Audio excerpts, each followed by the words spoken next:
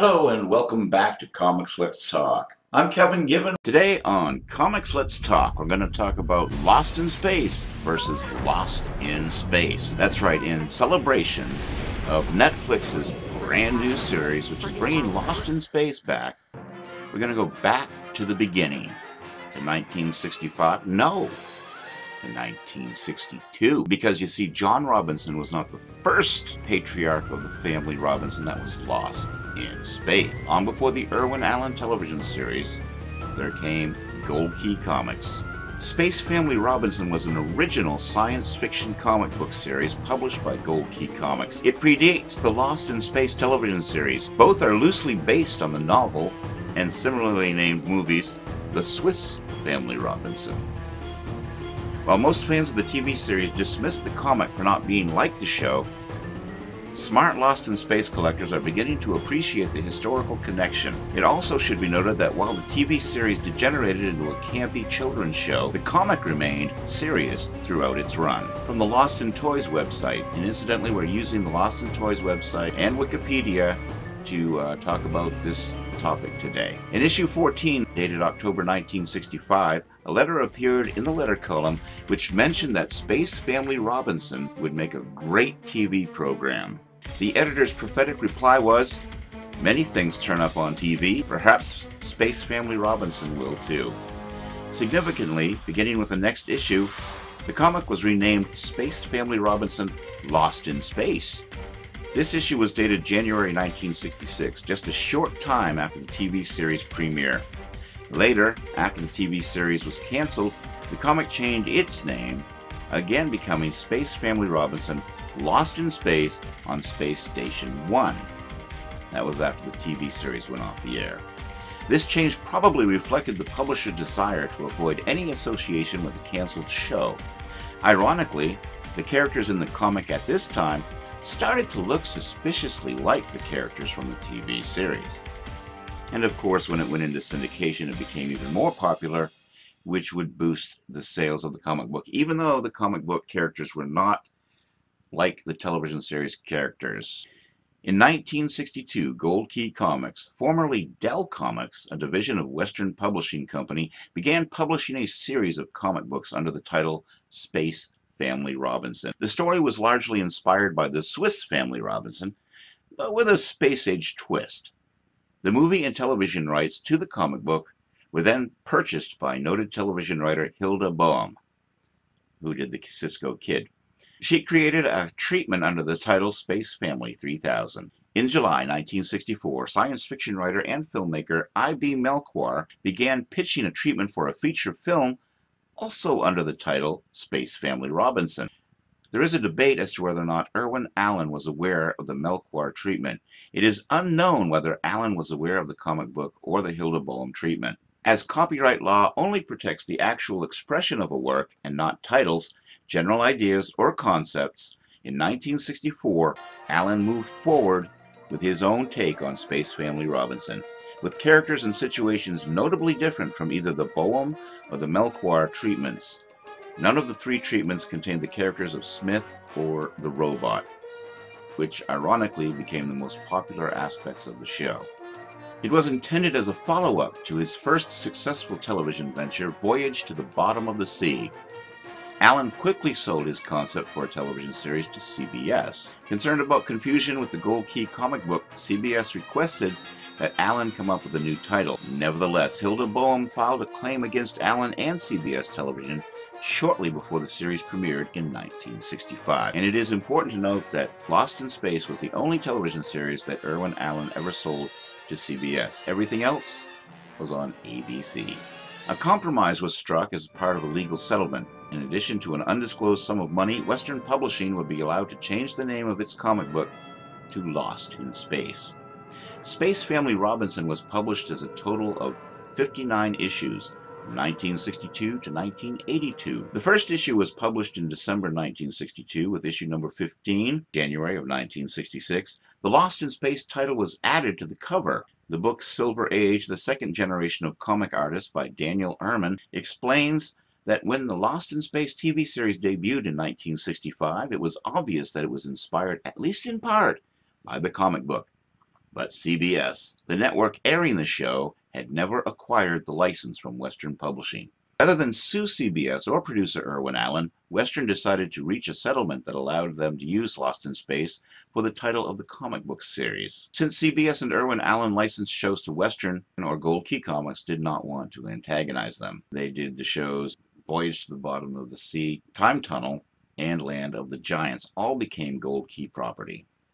The title was canceled with number 36 in October of 1969. It was brought back in October of 1973 in part due to the popularity of Star Trek. At this point, all issues between number 37 and number 44 had the tag "On Space Station 1" added as well. The title was canceled again with number 54, December of 1977, with issue number 49 being a reprint of number 38. In 1981, the title was revived as a reprint title for issues number 55 through 59 from 81 to 82. This was under the Whitman Comics line. New stories also appeared in March of Comics number 320, 328, and 352. The comic was created by writer Del Connell and artist Dan Spiegel. Gaylord Dubois became the sole writer of Space Family Robinson once he began chronicling the Robinsons' adventures with Peril on Planet 4 in issue number 8. He had already begun the Captain Venture's second feature, beginning with Situation Survival in issue number 6. In the comic, the Robinsons were scientist father Craig, scientist mother June, early teens Tim, the son, and Tam, the daughter, along with the pets Clancy, which was a dog, and Yakker, who was a parrot. They lived in Space Station 1, a spacious moving craft with hydroponic gardens, observatory, and 2 small space-mobile shuttlecraft. They left Earth in the year 2001. In the second issue, a cosmic storm deposited them far from Earth, and they have adventures while they try to work their way home. A backup series titled Captain Venture and the Land Beneath the Sea ran through issues number 6 through 36 from 1964 to 1969.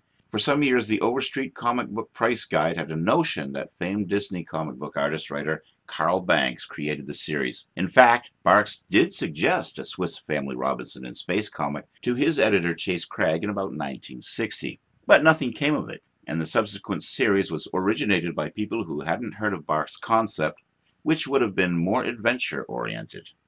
In 1966, the weekly UK publication Lady Penelope, the comic for girls who love television, printed Space Family Robinson stories. These used the same characters and technology as the Gold Key titles, but were original scripts, not reprints. Authorship is not known for certain, although there is a good reason to think some may have been written by then sub-editor on Lady Penelope, Brian Woodford. The artist was John M. Burns. The 52 weekly installments printed in black and white told 6 stories. So when did the television series begin as a comic book? Well, that happened with Innovation Comics. Writers for the series included Matt Thompson, Dave Campitti, George Broderick Jr., Kevin Burns, Peter Murphy, Terry Collins, Karen May, and original cast members Billy Mooney and Mark Goddard. The artists included Mark Jones, Eddie Newell, Michael Dukowitz, Dan Day, David Day, Peter Murphy, Matt Thompson, and John Garcia. The Lots and Toys website, the revival of interest in Lost in Space in the early 90s culminated in the 25th anniversary Boston celebrations. However, it was the astonishing appearance of Innovation's Lost in Space comic book in 1991 which kept interest on the boil and finally gave starved fans something to savor after so many years. The fact that this comic ever came off the printing press is remarkable in itself, as David Campitti, editor and publisher, explained in issue 1 of the comic. Last year in New York, I was with Viacom's Howard Burke, discussing their various properties. Out of this list, the only thing I could see that excited me was Lost in Space, I told him, but I couldn't see doing it like the silly 60s TV show that was positioned to compete with Batman in the ratings. We finished our leisurely talk about comics in general, and I got up to leave. Tell me, he said, what would you do with Lost in Space if you got it?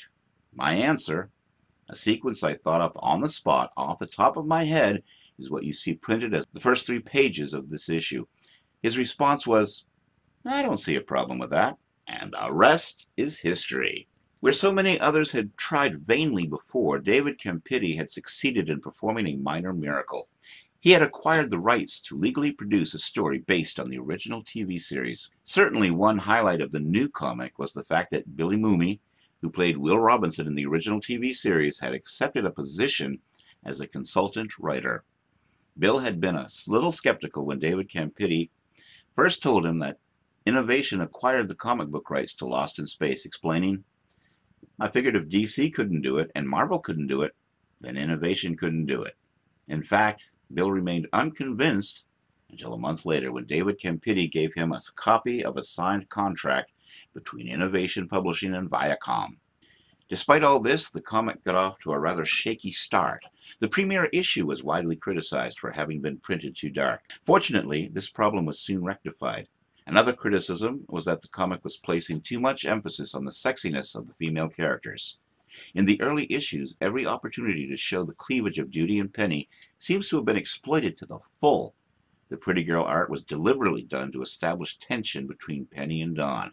Caving into pressure, this aspect was notably toned down in the later issues.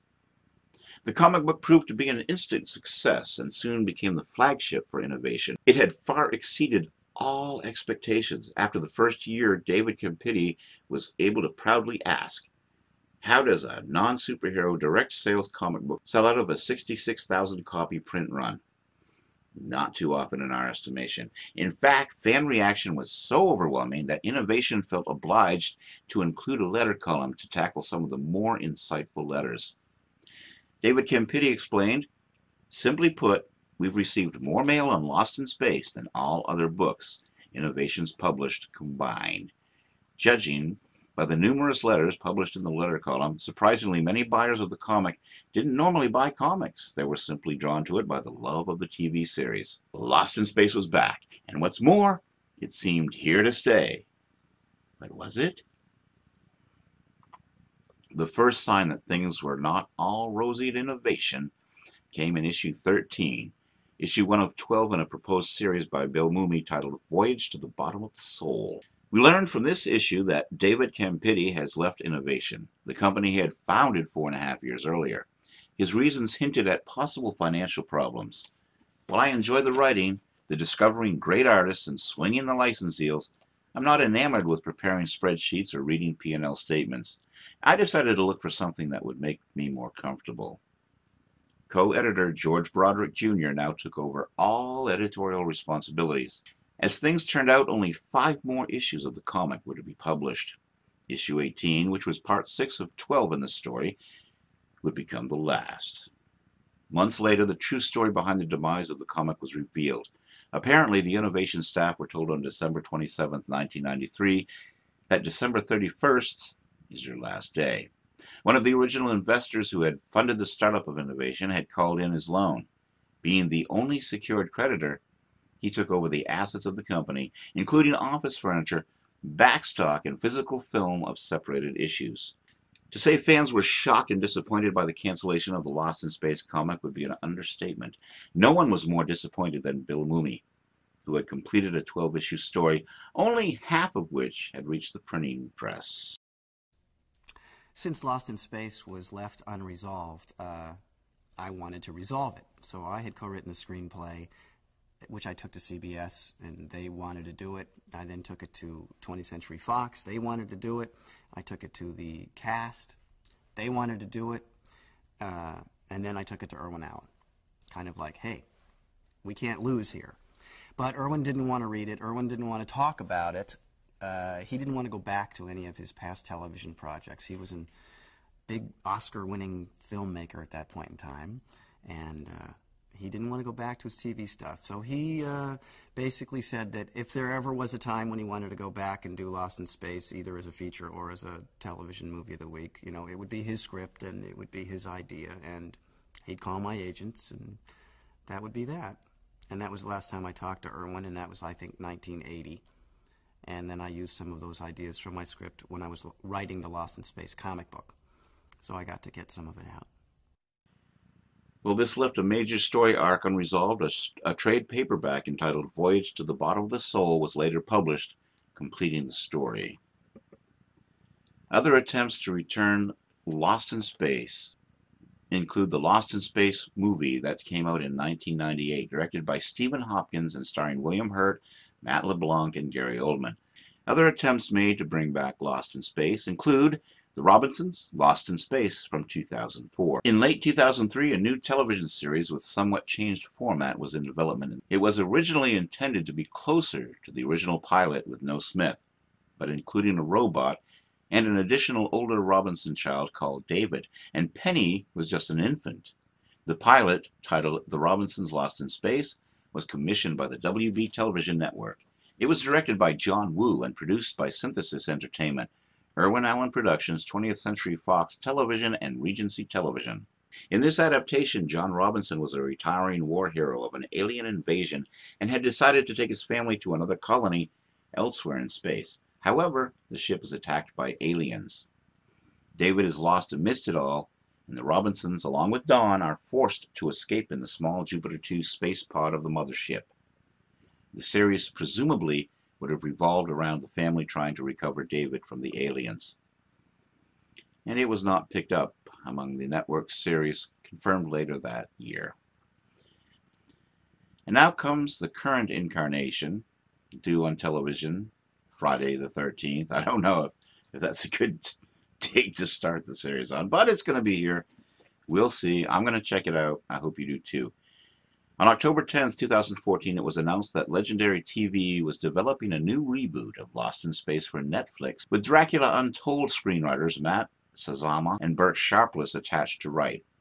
On June 29th, 2016, Netflix ordered the series with 10 episodes. A special shout out to the following channels for their devotion to Lost in Space: Two Art Toy Guys, Shiki McDowell, and Bill Balch, also 1959 CWB. In the 1972 to 1973 television season, ABC produced the ABC Saturday Superstar Movie, a weekly collection of 60-minute animated movies, pilots, and specials from various production companies such as Hanna-Barbera, Filmation, and Rankin Bass. Hanna-Barbera Productions contributed to animated work based on such television series as Gidget, Yogi Bear, Tabitha, Oliver Twist, Nanny and the Professor, The Banana Splits, and Lost in Space. Dr. Smith was voiced by Jonathan Harris, and he was the only character from the original program to appear in the special, along with the robot, who was named Robon. Unfortunately, Dick Tufeld was not back to reprise the voice of the robot.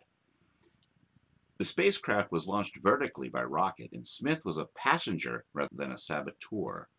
The pilot for the animated Lost in Space series was not picked up, and only this episode was produced. Interestingly, they used the name of the patriarch from the comic book, Craig Robinson, but instead of June, Tim, and Tam, they had Craig Robinson's brother Link as a character, along with a geologist. Another attempt to bring the series to animation was made in the early 2000s, using the actual audio voices from the original series with new animated storyboards, but this wasn't picked up either. For all you model builders out there, you can find models of the Jupiter 2 easy enough, but if you want to build a model of the Space Station 1 from the original comic book, look for the Two Art Toy Guys. Here's a brief introduction. For the entire video, check out their channel.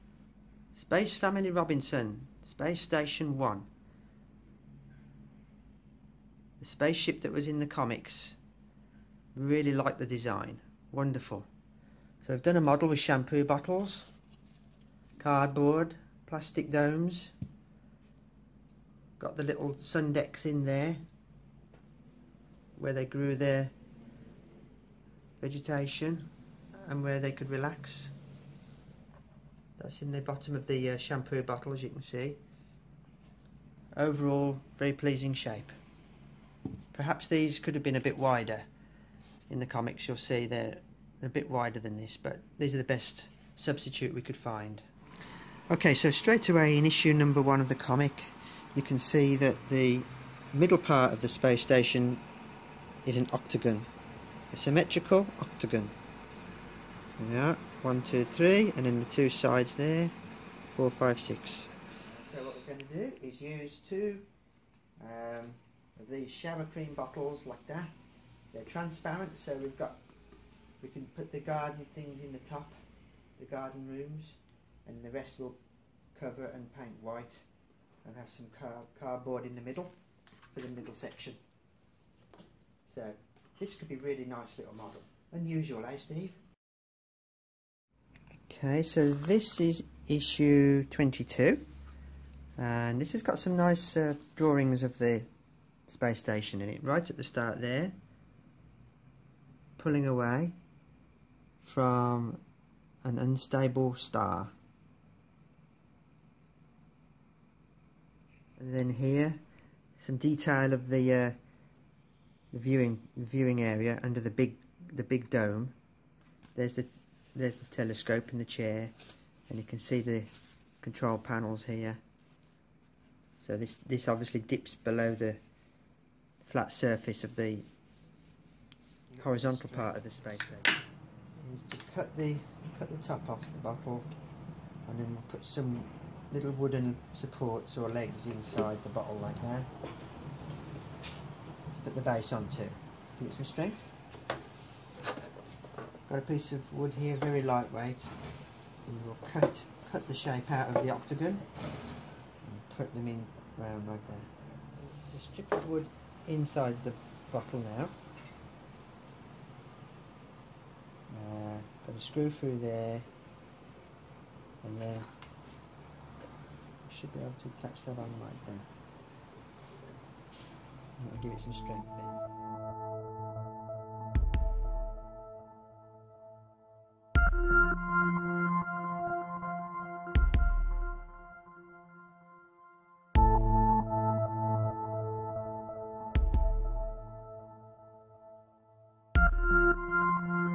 Some detail of the sun deck there.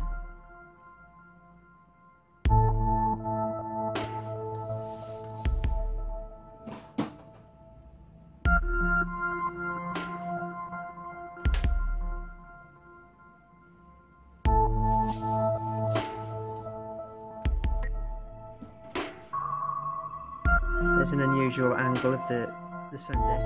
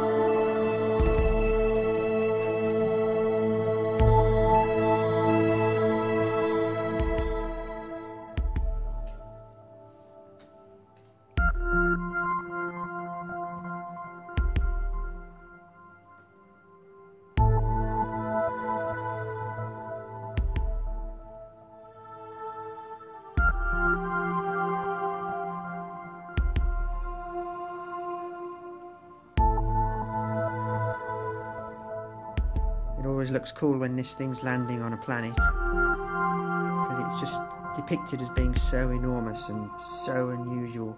I don't think there's any other spaceship in any films or TV programs quite like it.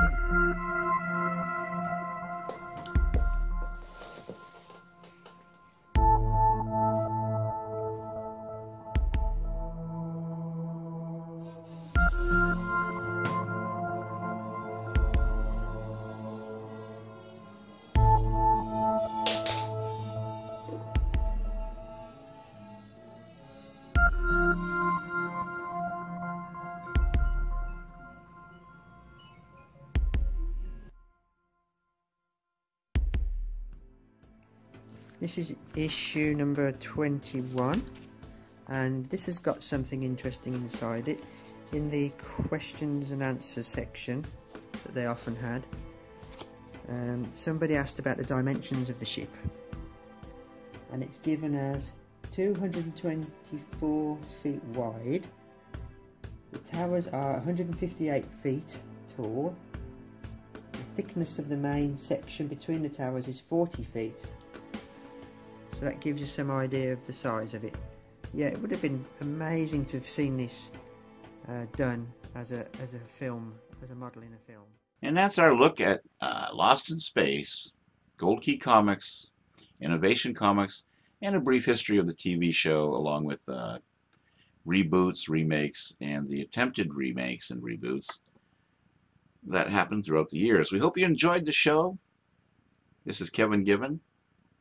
Hope you come on back next week. We'll have a new show. Until next week, I'm saying have a good week and keep reading those comics.